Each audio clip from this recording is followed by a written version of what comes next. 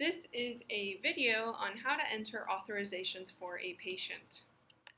Once you already have your patient, you can click on their profile and move over to the left-hand screen. Anything under the patient bar and anything you click under the patient bar after selecting a patient will take you to everything specific to that patient, to their specific scheduling, to their specific authorizations and orders.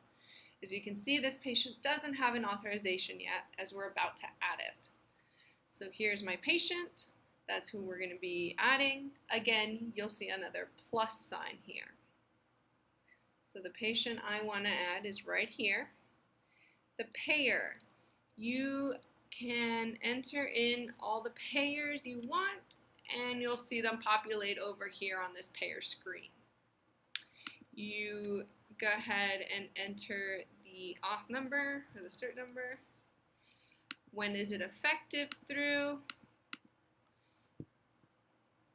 Let's go July 31st. If you have a pre-auth date, go ahead and enter that. The date it was issued, the date it was sent, and what type of authorization it is. Is it a written authorization or if it's a verbal?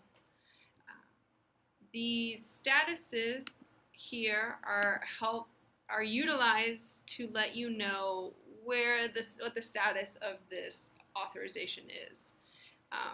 If it's pending authorization, if it's verbal auth received, if it's confirmed, or if it was declined, or if you just need to delete it altogether. You'll hit submit on that, and here it is. It kind of looks like the patient screen, but you can see that it's auth information. So now we need to add our auth items. What are we approved to do with this patient here? So I know I have this through the 31st of July, and I know that she has occupational therapy. So here are the visits I'm allowed to do. I know I can do OT eval.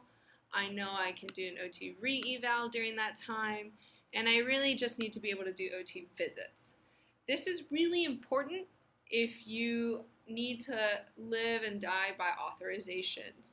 You need to enter what services they're allowed to have scheduled. If you don't, then your scheduler could virtually schedule them for anything. Once you specify what they're allowed to be seen for, the system will no longer let any other unauthorized service be scheduled to their account. So it is in your best interest to use authorizations to its fullest ability. Here you get the frequency. So I have 21 visits per auth period or per month, if they are specific to how long they can last, and if you have an auth maximum. Oh, so your duration cannot be empty.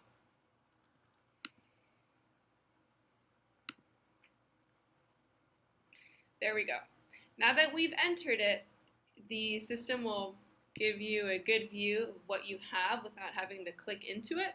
So here's the first thing I'm authorized for on this authorization. It's for occupational therapy. I get 21 visits per auth period for 21 auth periods, or it could be just one auth period, most likely. And here are the services that are currently allowed to be scheduled to this patient.